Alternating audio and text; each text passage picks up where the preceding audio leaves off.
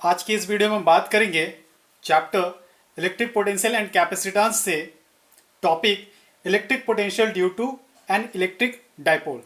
तो आइए स्टार्ट करते हैं। हम जब दो equal magnitude and opposite nature के चार्ज को सेपरेट करते हैं एक शॉर्टेस्ट डिस्टेंस में, तो हमने यहाँ पे वो डिस्टेंस 2a चुना और इस 2a डिस्टेंस पे हमने दो चार्ज को सेपरेट किया जिनका मैग्नीट्यूड तो इक्वल है बट नेचर अलग है। अब किसी पॉइंट P पे हम इलेक्ट्रिक पोटेंशियल निकालेंगे। इलेक्ट्रिक पोटेंशियल इस पॉइंट पे माइनस चार्ज के लिए कितना होगा और प्लस q चार्ज। हम डाइपोल के सेंटर से किसी एक पॉइंट P पे के रिस्पेक्ट में आज सेपरेशन लिए हैं और इस P पॉइंट पे इलेक्ट्रिक पोटेंशियल हम निकालने की कोशिश करेंगे due to this charge and due to this charge. तो हमें पता है कि इलेक्ट्रिक पोटेंशियल का जो एक्सप्रेशन होता है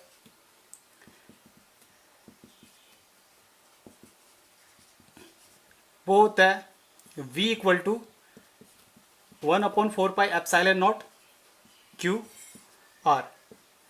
ये इलेक्ट्रिक पोटेंशियल का एक्सप्रेशन होता है। यहाँ पे एप्सिलॉन नॉट बताता है कि चार्ज वो स्पेस में है। तो इस एक्सप्रेशन के अकॉर्डिंग हम इस चार्ज की वजह से इस पॉइंट पे इलेक्ट्रिक पोटेंशियल निकालेंगे। तो potential at point P due to -q, इस पॉइंट पे इस चार्ज की वजह से कितना पोटेंशियल होगा। तो सपोज मान लेते हैं कि V1 पोटेंशियल बन रहा है, तो V1 इक्वल टू 1/4πε0, ये इस चार्ज का मैग्नीट्यूड और इन दोनों का सेपरेशन जो कि x है। सिमिलरली प्लस q चार्ज की वजह से P पॉइंट पे पोटेंशियल हम मान लेते हैं V2 बन रहा है, तो V2 हम फाइंड आउट करेंगे सेम प्रोसेस में। इसके अकॉर्डिंग क्या होगा 1/4π, चूंकि चार्ज हम मान रहे स्पेस पे है, कोई मटेरियल नहीं है, और प्लस इस चार्ज का magnitude according to this and R, that mean separation. इसका सेपरेशन कितना है y। इसे मान लेते हैं equation B। For net potential हमें क्या करना होगा, net potential V equal to V1 plus V2, इन दोनों को ऐड करना होगा। तो ये क्या होगा, V इक्वल टू इन दोनों में Q 1/4πε0, ये कॉमन है। यहां पे बचेगा क्या,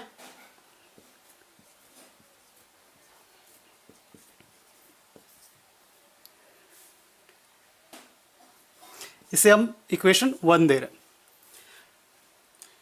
आगे हमने एक परपेंडिकुलर ड्रॉ किया है इस r डिस्टेंस पे, वो है MA, ये परपेंडिकुलर, और साथ ही साथ BN, ये भी एक परपेंडिकुलर है।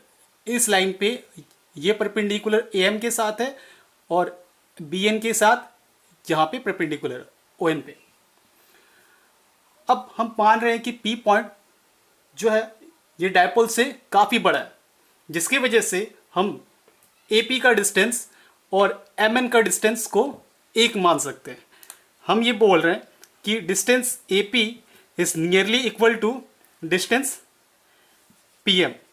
तो PM किसके बराबर है, PM बराबर है PO plus OM, PO plus OM।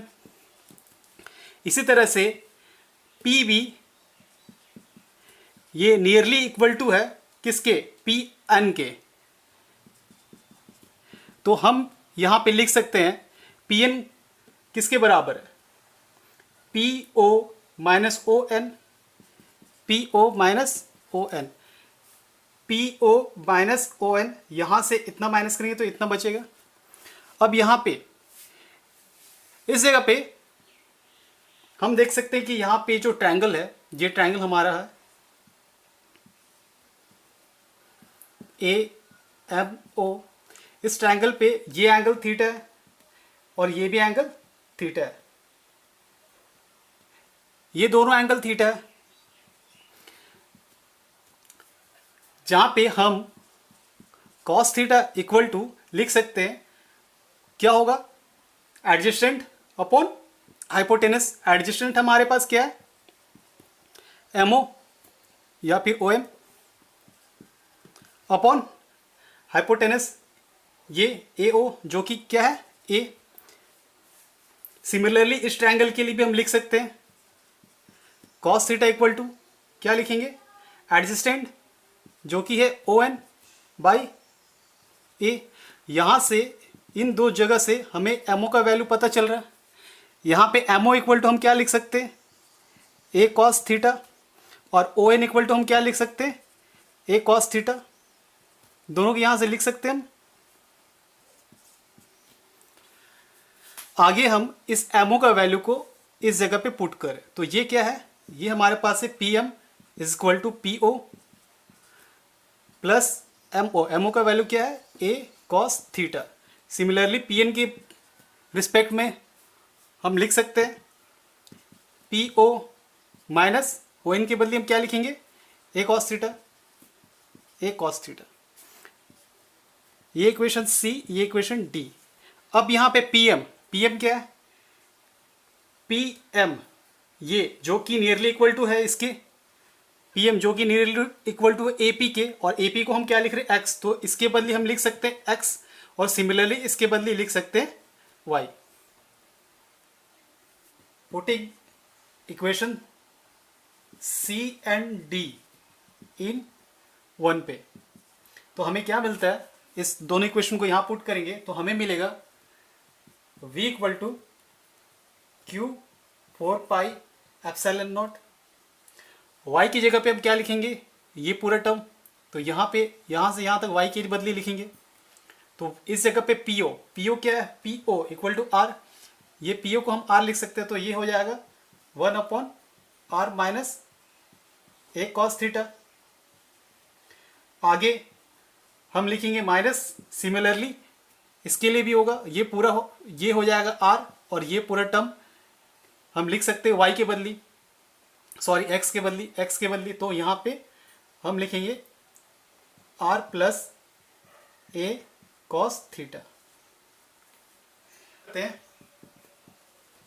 आगे हम लिख सकते हैं 1/4 पाई, सिमिलरली यहाँ से R minus A cos theta, R plus A cos theta, आगे R plus A cos theta minus ये होगा R, ये माइनस हो जाएगा प्लस A cos थीटा। इस इक्वेशन को आगे बढ़ते हुए हम लिख सकते हैं V equal to Q upon 4 pi epsilon nought 2A cos theta upon R square minus A square cos square theta. यहाँ पे 2AQ, इसे हम लिख सकते हैं dipole moment.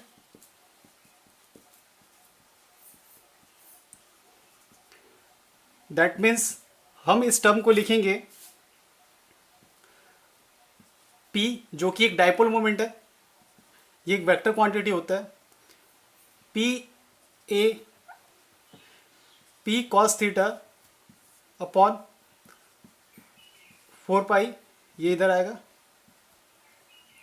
R square A का स्क्वायर cos स्क्वायर थीटा। ये हमारा फाइनल रिजल्टेंट है।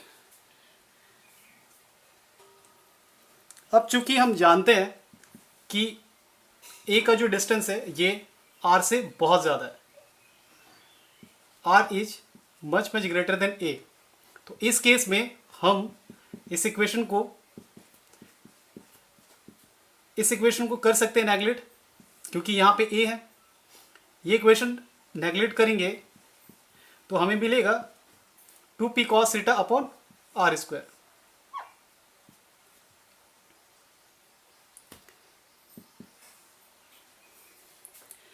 ये हमारा मैग्नीट्यूड है। अब बात करते हैं डायरेक्शन की। यहां पे ये P cos थीटा, इस P cos थीटा को हम कैसे लिख सकते हैं, इस P cos थीटा को हम लिख सकते हैं P, चूंकि ये है डायपोल मोमेंट,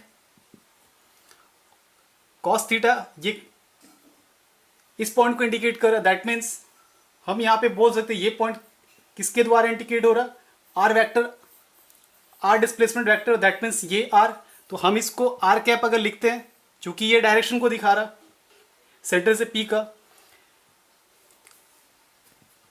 इन दोनों का डॉट प्रोडक्ट हम ऐसे लिख सकते हैं। पी क्या, P is a dipole moment जो मैग्नीट्यूड है, जिसका डायरेक्शन यहां से यहां है, और कॉस थीटा को हम यहां पे दिखा सकते हैं, पी पॉइंट को इंडिकेट कर रहा है। तो ये कॉस थीटा को कौन इंडिकेट कर रहा है, आर डिस्प्लेसमेंट को हम आर कैप से इंडिकेट कर सकते हैं। तो आगे हम इसे लिख सकते हैं पी, ये आर क्या है, डायरेक्शन यूनिट वेक्टर है, यूनिट वेक्टर का मैग्नीट्यूड होता है 1 और डॉट प्रोडक्ट है तो ये कॉस थीटा। तो ये P cos theta, that means ये पी कॉस थीटा को हम इस टर्म में लिख रहे हैं। तो यहां पे इस टर्म को हम लिखेंगे P vector 4 pi epsilon nought R square, ये हमारा वेक्टर फॉर्म है।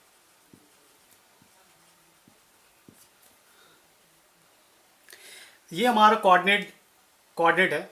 तो हम यहाँ पे देख रहे हैं कि कॉस थीटा, इस इक्वेशन के अकॉर्डिंग कॉस थीटा यहाँ पे अपेंड है, दैट मीन्स कॉस थीटा का वैल्यू ये 0 डिग्री है, तो इसे 0 डिग्री पे कॉस थीटा 1 होता है, और यहाँ पे ये 90 डिग्री है, 90 डिग्री पे कॉस थीटा 0 हो जाता है, और यहाँ 180 डिग्री, इस जगह पे कॉस थीटा क्या होगा -1, और ये 270 जहाँ पे कॉस थीटा अगेन 0 हो जाता है। तो यहाँ इस कोऑर्डिनेट से हम देख सकते हैं कि हम यहाँ पे क्या किए, इस कोऑर्डिनेट पे हमने निकाला पोटेंशियल इस पॉइंट पे, दैट मीन्स कहीं हमने पोटेंशियल इस जगह पे निकाला, इस जगह पे पोटेंशियल निकाला ये वाला। अब यहाँ से जैसे ये पोजीशन को चेंज करेंगे हम, जैसे पी का पोजीशन चेंज होगा, सपोज यहाँ पे पी है तो ये पी का पोजीशन सपोज यहाँ है, दैट मीन्स इक्वेटोरियल पे है, मतलब ये पॉइंट कहीं यहाँ पे इस जगह पे एग्जिस्ट कर रहा है। इस केस में हमारे पास जो पोटेंशियल है इसका वैल्यू 0 हो जाएगा, क्योंकि यहाँ पे cos 90 0 होगा। जब हम इसे इस एक्सिस पे मतलब यहाँ पे ड्रॉ करेंगे, डायपोल मोमेंट के अपोजिट डायरेक्शन में ड्रॉ करेंगे, क्योंकि डायपोल मोमेंट का डायरेक्शन नेगेटिव टू पॉजिटिव है, और अगर हम पोटेंशियल P को कहीं पे इस जगह पे कंसीडर करेंगे तो यहाँ पे 180 डिग्री होगा, cos 180 माइनस इस टाइम जो पोटेंशियल का वैल्यू होगा minus equatorial, that means downward 270 degree पे भी इक्वेटोरियल का ये पोटेंशियल का वैल्यू होगा 0, और एक्सियल पे सिर्फ इस केस में, दैट मीन्स ये एक्सियल पॉइंट है कहीं यहाँ पे, ये पॉइंट को हम अगर शिफ्ट करेंगे इस जगह पे, और उस केस में अगर हम पोटेंशियल निकालते हैं तो वो पोटेंशियल होगा मैक्सिमम। सिर्फ एक्सियल के केस में ही ये मैक्सिमम होता है, इक्वेटोरियल के केस में ये मिनिमम होगा।